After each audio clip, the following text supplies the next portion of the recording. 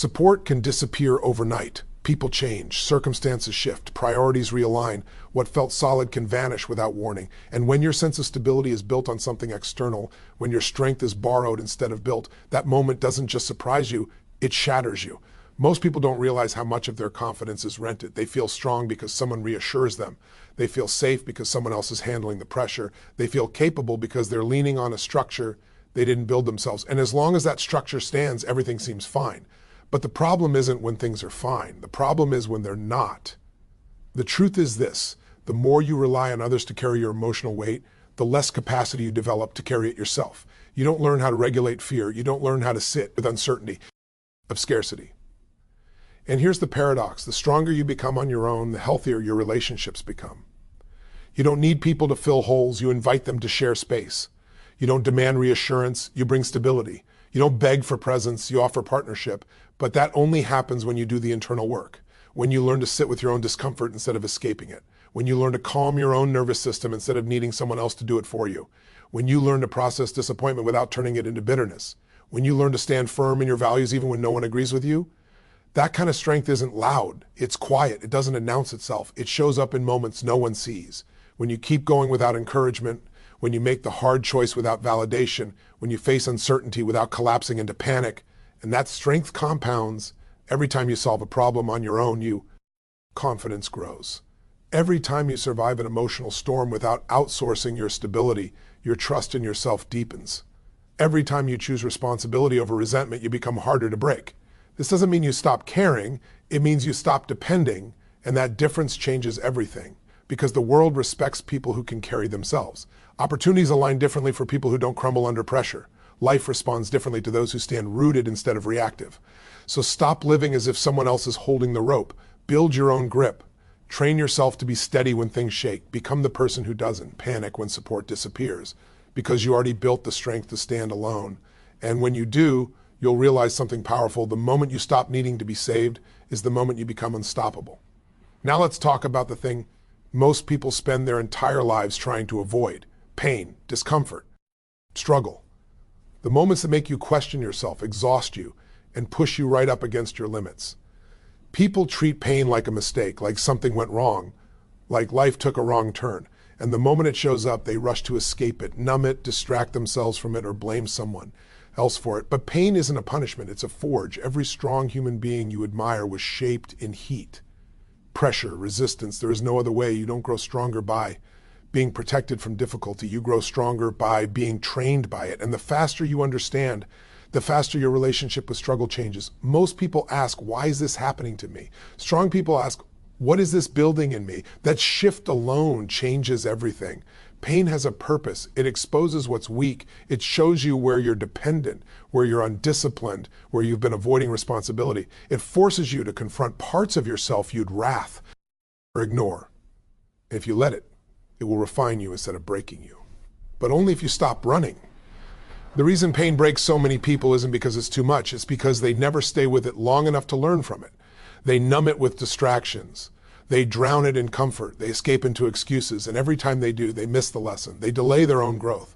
Think about it. Muscles don't grow without resistance. Character doesn't grow without pressure. Emotional strength doesn't grow without discomfort. Yet people expect their inner world to become strong while living a life designed to avoid challenge. It doesn't work that way. Pain is the weight life puts in your hands to see if you'll drop it or lift it. And every time you lift it, every time you stay present, take responsibility, and keep moving forward, you come out stronger on the other side. This doesn't mean you enjoy pain. It means you respect it. You stop asking for an easy life and stop asking for the capacity to handle a hard one. You stop praying for less pressure and start building broader shoulders. You stop seeing struggle as evidence that you're failing and start seeing it as proof that you're growing.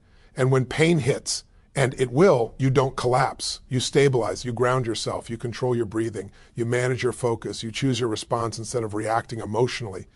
That's strength, that's training. Most people want confidence without experience, resilience without resistance, wisdom without wounds.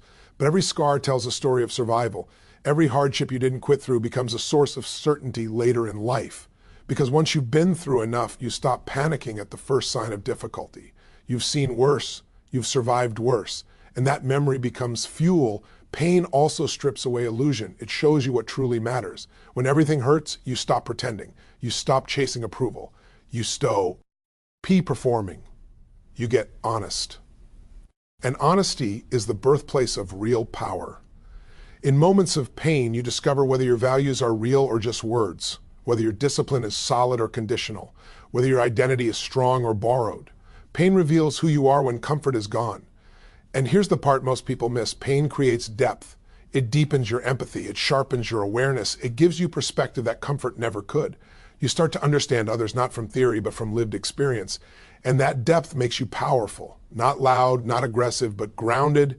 When you stop fighting pain and start using it, you stop being afraid of life. You stop seeing challenges as threats and start seeing them as invitations to grow, invitations to evolve into a stronger version of yourself. But this only happens when you take ownership. No blaming, no victim stories, no waiting for conditions to improve. You ask yourself, what is this moment demanding fro? Me? And then you rise to meet it. That's how pain becomes purpose. That's how struggle becomes strength. That's how adversity turns into an advantage. Over time, something remarkable happens. You develop a deep trust in yourself, not because life is easy, but because you know you can handle it when it's not. You don't fear discomfort because you've walked through it before.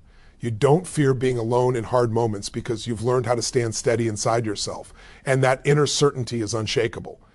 So the next time life puts you under pressure, don't ask how fast you can escape it. Ask how deeply you can learn from it. Let it shape you. Let it sharpen you. Let it build the version of you that can handle more, endure more, and rise higher. Because the fire you survive today becomes the strength you stand on tomorrow. Now let's go deeper, because this is where real independence is forged. Not on the outside, but on the inside. Emotional independence, the ability to regulate yourself when no one is there to calm you down, reassure you, or tell you everything will be okay. This is the difference between people who look strong and people who are strong. Most people are emotionally outsourced. Their mood depends on how someone treats them. Their confidence depends on feedback. Their peace depends on circumstances lining up just right. And when something goes wrong, when someone pulls away, criticizes them, disappoints them, or leaves, they spiral. Not because the event was unbearable, but because they never learned how to manage their internal world. Here's the truth: if you can't control your emotional state, you don't control your life. Life will trigger you. People will disappoint you. Plans will fail. Expectations will collapse. And if every one of those moments knocks you off balance, you'll live in constant reaction mode, always recovering, never leading. Emotional independence begins the moment you stop asking, why do I feel this way? And start asking, what am I going to do with this feeling? Because emotions are not commands, they are signals. And strong people don't obey every signal, they interpret them. You don't become emotionally independent by suppressing feelings. You become emotionally independent by handling them, by letting them pass through you without letting them take over you, by staying present instead of panicking, by choosing your response instead of being hijacked by impulse. This takes practice, and it starts with awareness. Most people don't even realize when they've lost control emotionally. They justify it, they defend it, they say, that's just how I am. But that's not identity, that's conditioning. And anything that's conditioned can be trained. When you feel anger rising, can you pause instead of exploding? When anxiety shows up, can you slow your breathing instead of feeding the fear? When sadness hits, can you sit with it instead of numbing it or running from it? These moments are not weaknesses, they're training grounds. Emotional strength is built in micro decisions no one sees. It's built when you don't send the message you'll regret later, when you don't chase reassurance, when you don't lash out to feel powerful, when you don't collapse inward and abandon yourself. Every time you regulate instead of react, you reclaim a little more control. And here's what most people don't realize. Emotional independence doesn't make you less connected. It makes you safer to connect with. When you don't need someone else to stabilize you, you stop putting pressure on relationships to fix you. You stop demanding emotional labor that isn't ears to carry. You show up grounded instead of needy, present instead of reactive, strong instead of volatile. That changes everything. You stop fearing abandonment because you know you can survive your own emotions. You stop fearing rejection because your worth isn't outsourced. You stop fearing conflict because you trust yourself to handle discomfort. This is where confidence actually comes from. Not bravado, not ego, but self-trust. And self-trust is built by proving to yourself again and again that you can sit in discomfort without self-destructing, that you can feel deeply without falling apart, that you can experience intense emotion and still act in alignment with your values. Most people let emotions dictate behavior. Strong people let values dictate behavior, even when emotions are loud. That's the difference. Emotional independence also means learning how to soothe yourself, how to calm your nervous system, how to bring yourself back to center without external crutches. Breathing, movement, focus, perspective. These are skills, not talents. And the more you practice them, the more unshakable you become. Because when life hits hard, and it will, you don't need someone to save you from your feelings. You already know how to ride the wave. And here's something powerful. Once you stop being afraid of your own emotions, you stop being afraid of being alone. Solitude no longer feels threatening. It becomes grounding. Silence no longer feels empty. It becomes clarifying. You stop chasing noise to avoid yourself. You start listening. And in that space, you develop clarity. You hear your intuition. You understand your patterns. You recognize what drains you and what strengthens you. Emotional independence gives you access to your own inner compass. Without it, you're always looking outward for direction. With it, you move with certainty. This doesn't mean you never struggle. It means struggle doesn't own you. It passes through, not over you. You feel it. You learn from it and you keep moving. And over time, something profound happens. Emotional storms that once knocked you flat barely slow you down. Not because you're numb, but because you're regulated. Not because you don't care, but because you're centered. That's real power. So train your emotional system. Don't wait for life to force you to. Learn to pause. Learn to breathe. Learn to choose. Learn to stay with yourself in hard moments instead of abandoning yourself. Because when you can regulate your emotions without needing rescue, approval, or reassurance, you don't just survive alone. You stand unbreakable. Now let's talk about the difference between people who feel strong for a moment and people who are strong for a lifetime. Discipline over motivation. This is where everything either becomes real or falls apart. Most people are waiting to feel ready. They're waiting for energy, for confidence, for the right mood. They tell themselves, when I feel motivated, then I'll act. And that belief quietly keeps them stuck for years. Because motivation is emotional, it's inconsistent. It rises and falls based on sleep, praise, comfort, and circumstances. If your progress depends on how you feel, your progress will always be fragile. Discipline doesn't care how you feel. Discipline shows up when motivation disappears. It moves when emotions hesitate. It acts when excuses get loud. And that's why discipline builds strength while motivation builds dependency. Think about it. Anyone can act when they feel inspired. Anyone can push when there's excitement, attention, or urgency. But life doesn't reward who you are at your best. It rewards who you are on ordinary days, quiet days, heavy days, days when no one is watching and nothing feels urgent. That's where discipline is forged. Discipline is choosing to do what strengthens you even when it's uncomfortable. It's keeping promises to yourself when breaking them would be easier. It's showing up consistently, dramatically. And over time, those small, unglamorous decisions compound into something powerful, self-respect. Every time you follow through when you don't feel like it, you send yourself a message, I can trust me. And trust in yourself is one of the strongest forms of stability you can build. Most people don't lack talent. They don't lack potential. They lack follow-through. They start strong and fade fast. They confuse intensity with consistency. They sprint, burn out, recover, and repeat the cycle, never realizing that strength is built by pacing, not bursts. Discipline creates structure, and structure creates freedom. When your life is built on discipline, you don't wake up negotiating with yourself. You don't argue with your emotions. You don't waste energy deciding whether or not to show up. The decision has already been made. You act because that's who you are now. That identity shift is everything. You stop seeing discipline as punishment and start seeing it as self-respect in action. You're not forcing yourself, you're honoring yourself. You're doing what the future version of you will thank you for, even if the present version resists. And here's the truth most people don't want to hear. Discipline is lonely at first. There's no applause, no validation, no instant reward. It's quiet, repetitive, often boring. But that loneliness is exactly what makes you strong enough to stand alone. Because discipline trains you to rely on internal standards instead of external stimulation. You stop needing hype to move. You stop needing someone to push you. You stop needing circumstances to align. You become the driver, not the passenger. And life responds to that. Opportunities come to people who are consistent. Trust is given to people who are reliable. Confidence grows in people who do what they say they will do, especially when it's hard. Discipline also protects you. It protects you from emotional decisions, from short-term relief that leads to long-term regret, from habits that weaken you while pretending to comfort you. When you're disciplined, you don't ask what feels good right now. You ask what makes me stronger. And that question changes the trajectory of your life. There will be days you don't want to train your body, days you don't want to sharpen your mind, days you don't want to sit with discomfort or face responsibility. Discipline doesn't remove those days. It carries you through them, and every time you move anyway, you build evidence that you're capable, evidence that you're resilient, evidence that you don't need perfect conditions to progress. That's how inner strength is built, brick by brick. Over time, discipline becomes identity. You're no longer someone who tries, you're someone who does. You're no longer someone who starts, you're someone who finishes. And that identity creates a quiet confidence that no external approval can touch. You don't panic when things get hard because hardship doesn't.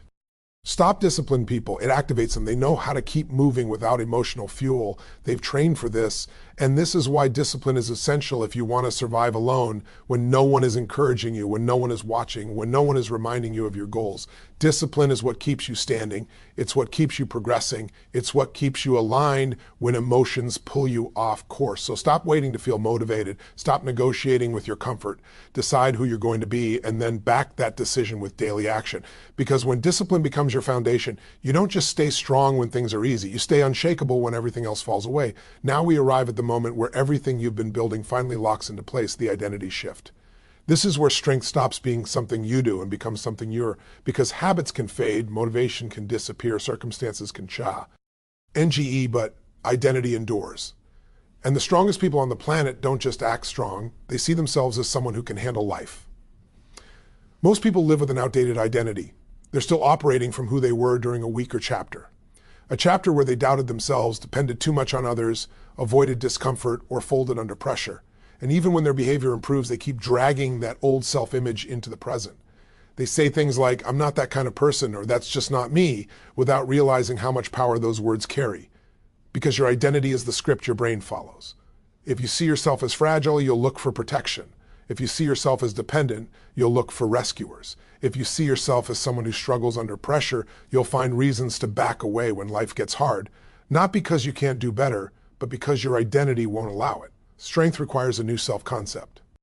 At some point, you have to make a clean break between who you were and who you're becoming. Not by pretending the past didn't happen, but by deciding it no longer defines you. You don't deny the hard chapters, you integrate them. You let them become proof of your resilience instead of evidence of your limitations. This shift doesn't happen in a single moment. It happens through repetition, through decisions, through moments where the old version of you would have collapsed, but the new version stands firm. And every time you respond differently, your identity updates, you start to see yourself as someone who doesn't panic under pressure, someone who doesn't need reassurance to move forward, someone who can be alone without feeling lost, someone who can face uncertainty without falling apart. That's not arrogance, that's alignment. And once that identity takes root, your behavior becomes simpler. You don't debate whether or not you'll do the hard thing, you just do it. Not because it's easy, but because it's who you are now. This is why people who undergo a true identity shift seem unstoppable. They're not using willpower every day, they're not forcing themselves constantly, they're acting in accordance with their self-image. And the brain loves consistency. It will always try to prove your identity true. So if you identify as strong, capable, and resilient, your mind will look for ways to confirm it. This is also why trying to change behavior without changing identity feels exhausting. You're fighting yourself. You're asking a person you no longer want to be to create a life that belongs to someone else. That inner conflict drains energy. The moment you claim a new identity, energy returns. You stop asking, can I handle this? And start asking, how do I handle this? You stop wondering whether you'll survive difficulty and start assuming you will. That assumption alone changes how you show up. And here's something important. Becoming the person who can end a life alone doesn't mean you reject connection. It means you no longer fear its absence. You choose relationships from abundance, not need. You give without emptying yourself. You stand with others without leaning on them to hold you up. That kind of independence is magnetic. People trust those who trust themselves. Opportunities gravitate toward those who don't crumble. Life opens differently to those who carry themselves with quiet certainty. But this identity must be earned. You don't convince yourself you're strong by repeating words. You prove it through action, through discipline, through emotional regulation, through facing pain without running, through standing alone without collapsing. Every time you do what the old version of you wouldn't have done, the new identity strengthens. And yes, there will be moments of doubt, moments when the past tries to pull you back, moments when you feel like you're faking it. That's normal. Growth always feels unfamiliar at first. Be you. You don't go back. You keep responding as the person you're becoming, not the person you were. And over time, the shift becomes permanent. You no longer introduce yourself internally as someone who hopes things work out. You become someone who handles whatever shows up. You don't wait for certainty. You create stability from within. That's when fear loses its grip, because fear feeds on self-doubt. And when you trust yourself deeply, fear has nowhere to attach. You walk into uncertainty with your head up, not because you know the outcome, but because you know yourself. You know you'll adapt. You know you'll endure. You know you'll figure it out. That's what it means to become strong enough to survive alone. Not invincible, not emotionless, but anchored. So let go of the old identity that kept you small. Stop telling stories that no longer serve you. Step fully into the version of you that can handle pressure, uncertainty, and solitude without losing their center. Because the moment you decide at the deepest level that you are someone who can handle life, life starts treating you that way. And now we arrive at the destination. All of this has been pointing toward freedom, not the kind of freedom most people chase, the kind that depends on money, approval, or perfect circumstances, but the deepest kind there is freedom that comes from inner power. The freedom that comes from knowing without question that no matter what happens, you will be okay. Most people don't realize how much of their life is controlled by fear until they no longer feel it. Fear of being alone, fear of losing support, fear of failing without someone to lean on, fear of what might happen if everything fell apart. And because of those fears, they make smaller choices. They stay where they're not respected. They accept conditions that drain them. They hold back their truth, not because they want to, but because they're afraid of what life would feel like without a safety net. Inner power removes that fear. When you know you can handle yourself, fear loses its leverage. It can no longer manipulate your decisions. You stop negotiating with it. You stop asking for permission to live fully. You move from a place of choice instead of survival. And that shift is everything. Because when you're no longer afraid of being alone, you stop settling. You don't cling to people, roles, or situations that keep you small. You don't trade your values for comfort. You don't stay quiet to avoid conflict. You don't abandon yourself to keep something that no longer fits. You choose alignment over approval. That's real confidence. Not loud, not performative, not driven by ego. Quiet, grounded, unshakable. It's the confidence of someone who doesn't need the world to behave a certain way to feel secure inside themselves. And life responds to that. People treat you differently when you carry inner power, not because you demand it, but because it's felt. You're not reactive. You're not desperate. You're not trying to extract something from every interaction. You're present. You're clear. You're steady. That steadiness becomes influence, not force, not control. Influence, because people trust those who trust themselves. They listen to those who aren't afraid to walk away. They respect those who don't need to be chosen. And here's the paradox. The less you need, the more you attract. Freedom through inner power also means peace and uncertainty. Life will never be fully predictable. Plans will change. People will surprise you. Stability on the outside will come and go. But when stability lives inside you, uncertainty stops feeling threatening. It becomes navigable. You stop asking, what if everything goes wrong? And start asking, what if I can handle whatever comes? That question changes your posture toward life. You take more aligned risks. You speak more honestly. You move more decisively. Not because you're reckless, but because you're no longer paralyzed by worst-case scenarios. You know you can adapt. And adaptation is the ultimate strength. This is where anxiety loses its grip. Anxiety feeds on the belief that you won't be able to cope. When you prove to yourself again and again that you can, anxiety has nowhere to grow. It doesn't disappear overnight, but it no longer runs the show. Inner power also brings clarity. When you're not afraid, your mind quiets. You hear yourself more clearly. You recognize what matters and what doesn't. You stop wasting energy on things that drain you. You focus on what builds you. That clarity simplifies life. Decisions become cleaner. Boundaries become easier. You say no without guilt and yes without hesitation. You don't over-explain. You don't over-promise. You don't overextend. You live within your strength. And from that place, life feels lighter. Not because it's easy, but because you're no longer fighting yourself. You're no longer dragging fear, resentment, and doubt into every decision. You're free. Free to be alone without being lonely. Free to connect without attachment. Free to love without losing yourself. Free to build without needing constant validation. That's the kind of freedom most people sense but never quite touch. But it's available. It's built through everything you've heard so far. Self-reliance, using pain as training, emotional regulation, discipline, identity, and now inner power. Each layer strengthens the next. Each one removes another chain. And when all of it comes together, something profound happens. You stop needing life to be a certain way to feel strong. You become strong first and let life respond. So don't chase freedom outside yourself. Build the strength that makes freedom inevitable. Become so grounded, so capable, so internally secure that no loss, no silence, no uncertainty can take you down. Because the moment you realize you can stand on your own, nothing in the world can hold you captive again.